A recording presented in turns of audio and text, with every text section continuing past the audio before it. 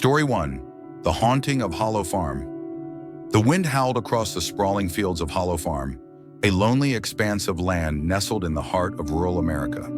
For Jacob Whitaker, a grizzled welder with over 4 decades of calloused hands and sweat-soaked days, this farm was both sanctuary and prison.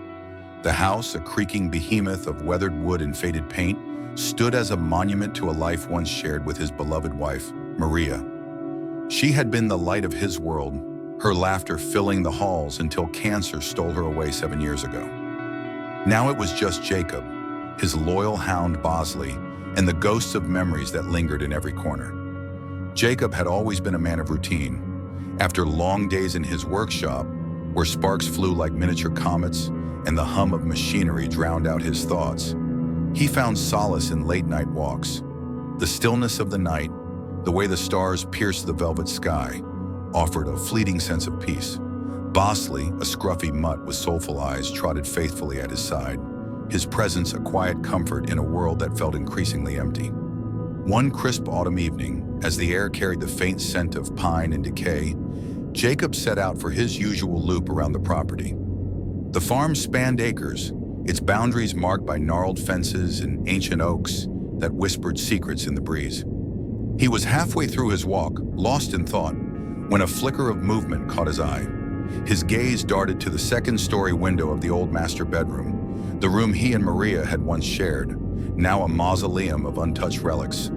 For a fleeting moment, he swore he saw a figure, shrouded in shadow, staring down at him. Jacob froze, his heart pounding like a war drum. The window was empty now, the curtains swaying faintly as if mocking his senses.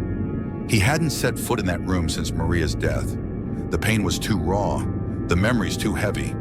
The thought of an intruder violating that sacred space ignited a fire in his chest. "No one's got any business in my house," he growled under his breath, his voice rough as gravel.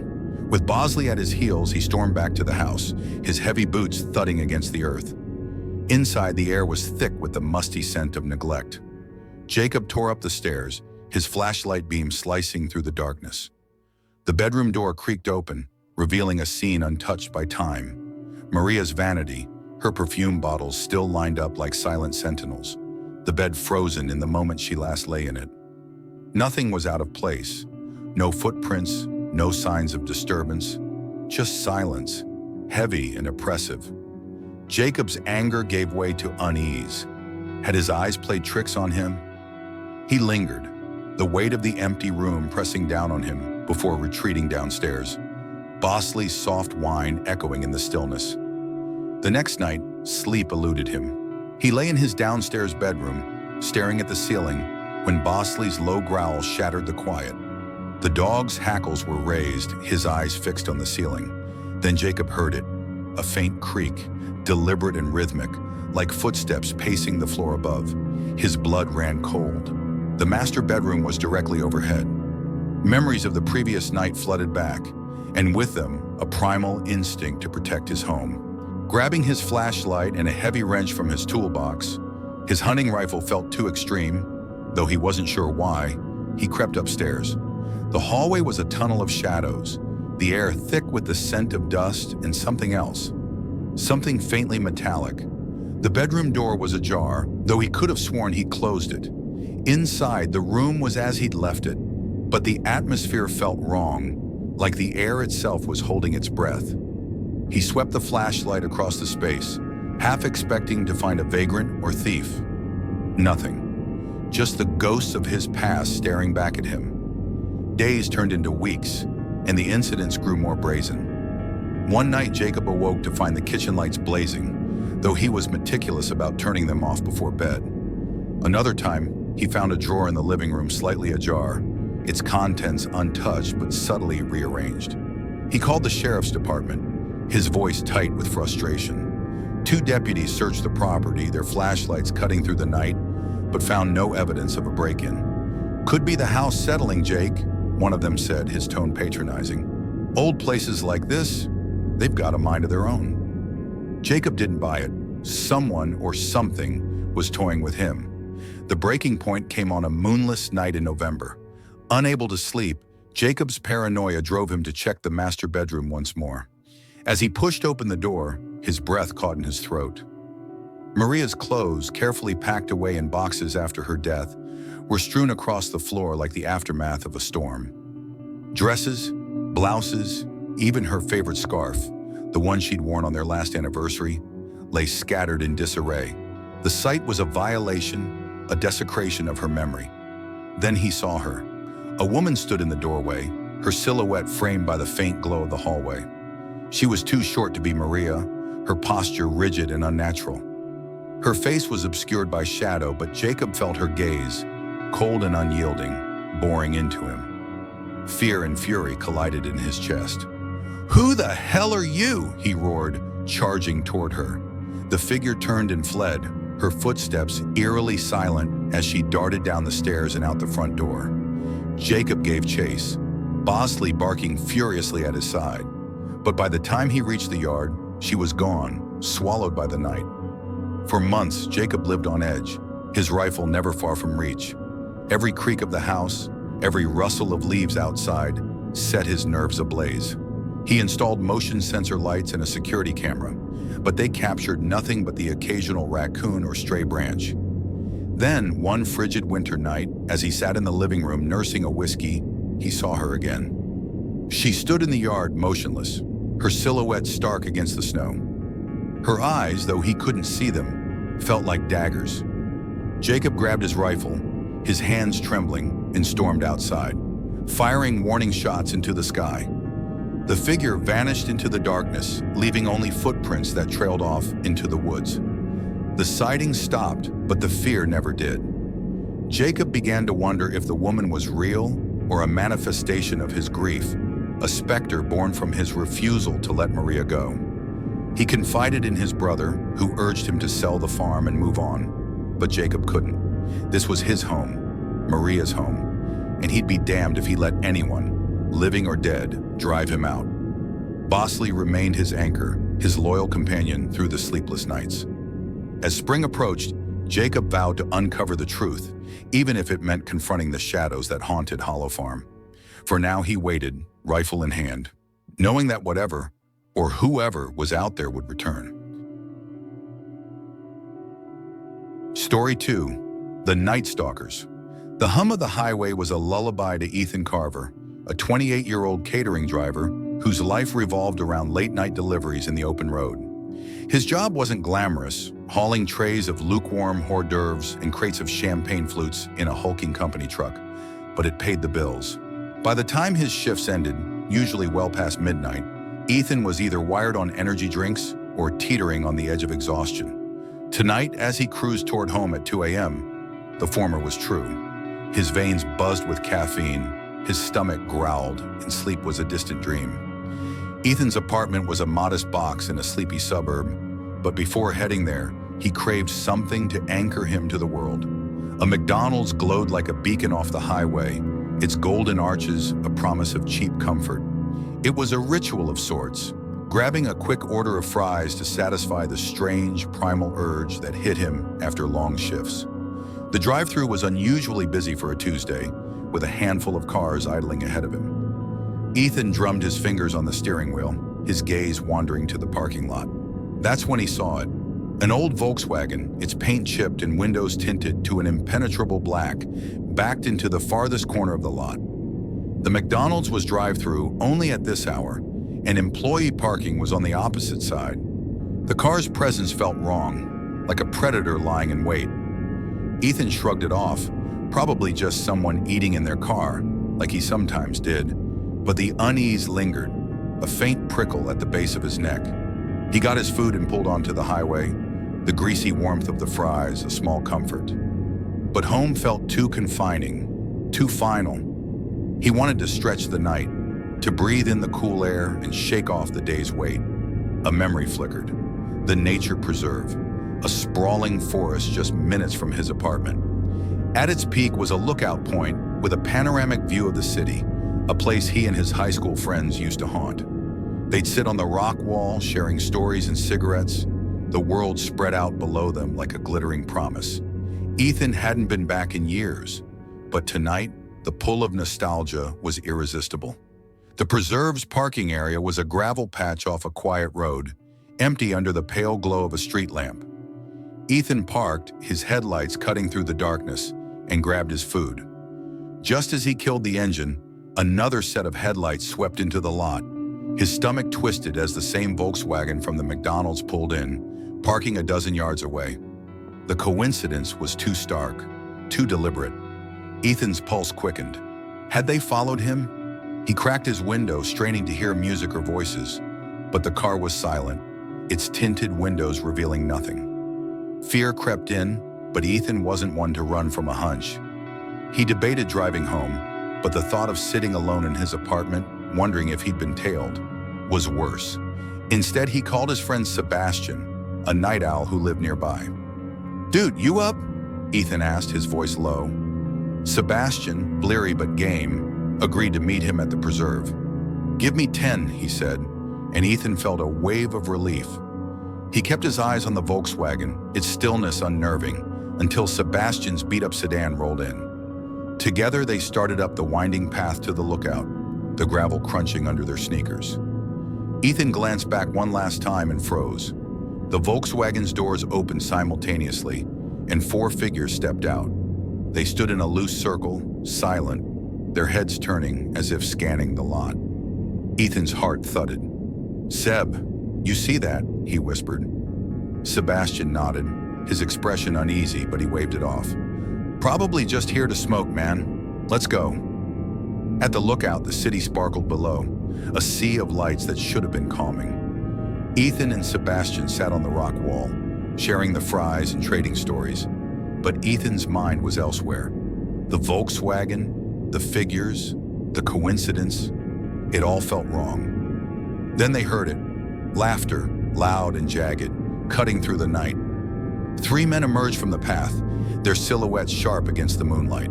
One, covered in tattoos and sporting a nose ring, held a blunt, its ember glowing like a tiny eye. They approached with a casual swagger, but their eyes were hard, predatory. "Want a hit?" the tattooed man asked, his voice laced with mockery. Ethan and Sebastian declined, and one of the others laughed, calling them soft. The air grew heavy, the men's friendliness a thin veneer. Ethan's instincts screamed danger. Without thinking, he blurted, "What were you doing at McDonald's?" The tattooed man's smile vanished, his eyes narrowing to slits. His friends froze, their gazes cold and unblinking. The silence stretched, suffocating, until Ethan realized the math didn't add up.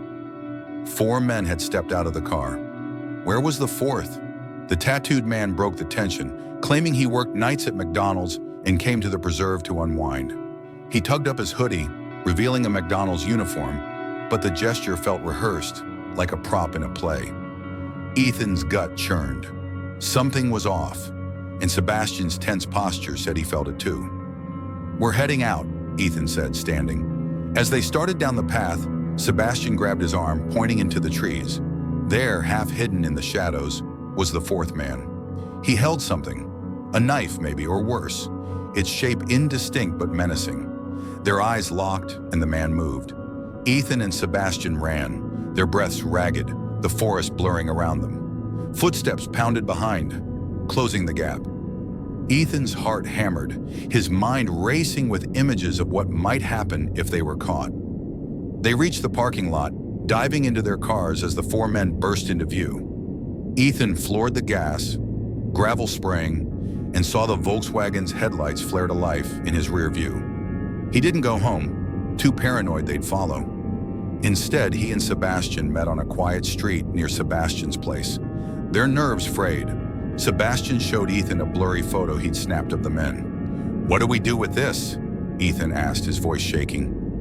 The next day, they went to the McDonald's, determined to report the employee. A young cashier listened to their story, his face paling as he studied the photo. "That's Derek," he said, his voice barely above a whisper. Derek, it turned out, had a dark history. His ex-girlfriend, a former employee, had endured months of stalking and harassment after their breakup. He'd been fired, slapped with a restraining order, and was known to lurk in the parking lot, watching her. The police were involved, but Derek was slippery, always vanishing before they could pin him down. Ethan's blood ran cold. Why had Derek and his crew followed him? Was it random, or had Ethan unwittingly crossed some invisible line? He stopped going to that McDonald's, avoided the preserve, and kept his car's locks checked obsessively. The police promised to investigate, but Ethan wasn't hopeful. Somewhere out there, Derek was watching, waiting, and Ethan knew that the night wasn't over, not by a long shot. Story 3. The Church at Elmwood Avenue. In the quiet suburb of Ardmore, Pennsylvania, where the days blended into a monotonous hum, a group of teenagers sought thrills in the shadows of the past. For Mia Thompson and her friends, high school was a haze of boredom punctuated by reckless adventures. Their favorite pastime was urban exploration, sneaking into abandoned buildings that whispered of forgotten lives. The crown jewel of their escapades was an old church at 198 Elmwood Avenue in nearby Narberth, a crumbling relic of Gothic architecture that loomed behind an 8-foot chain-link fence, like a sentinel of secrets. The church was a paradox, beautiful in its decay, with stained glass windows shattered into kaleidoscopes and ivy choking its stone walls, yet oppressive, as if the air itself carried the weight of its history. Mia, along with Luna, Gina, Johnny, Max, and Allie, had visited it twice before, each trip a mix of adrenaline and unease. The place had a reputation among local kids, whispered tales of strange lights and voices, but Mia dismissed them as urban legends. Still, something about the church felt alive, watching. On a chilly October evening, with the air sharp and the moon obscured by clouds, the 6 friends decided to return. Armed with flashlights, a cooler of cheap beer, and a Bluetooth speaker, they scaled the fence with practiced ease, their laughter muffled by the night. The church's side window, its boards long pried loose, was their entry point. Inside, the first thing that struck Mia was the floor, or lack thereof. The sanctuary's wooden planks had been torn out, leaving a dirt expanse that seemed to swallow sound.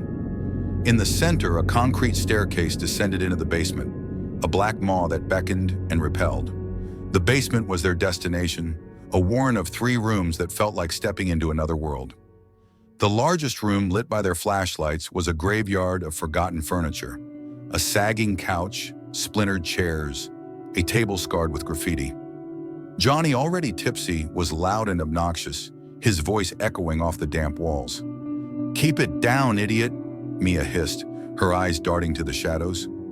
Despite the group's size, the church felt too vast, too empty, and she couldn't shake the sense that they weren't alone. They settled in, passing beers and playing music at a low volume.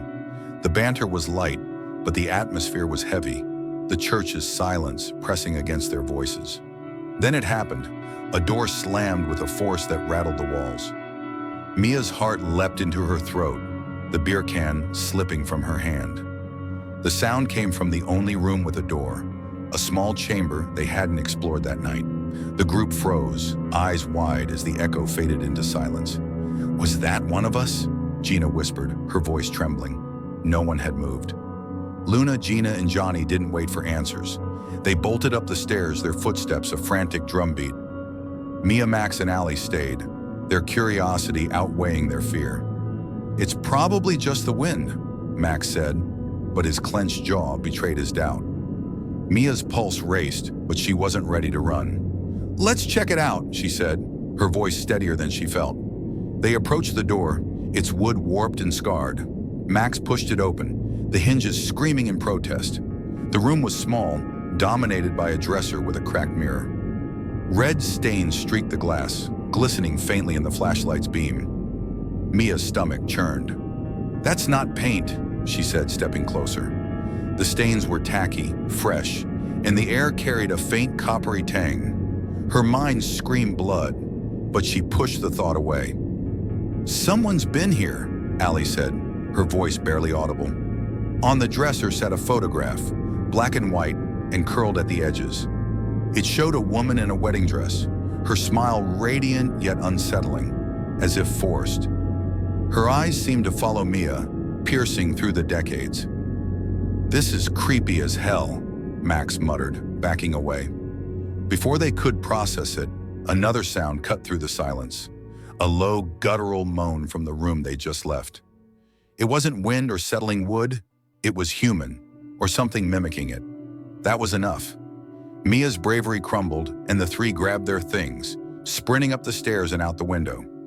As they climbed the fence, Mia glanced back and froze.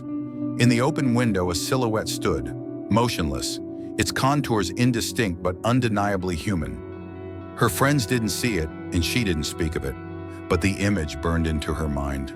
They never returned as a group, the church's shadow too heavy to bear. Years later, Mia, now in her 20s, learned the church had been demolished, replaced by a strip mall. Driven by lingering questions, she dug into its history. Local archives revealed a grim truth. The church had been abandoned after a scandal in the 1950s, when a young bride disappeared on her wedding day, her body never found. Rumors swirled of a jilted lover, a hidden basement chamber, and rituals no one dared name. Mia couldn't confirm the stories, but the photograph, the stains, and that silhouette haunted her. She wondered if the church's secrets had been buried with its ruins, or if they lingered, waiting for someone else to uncover them.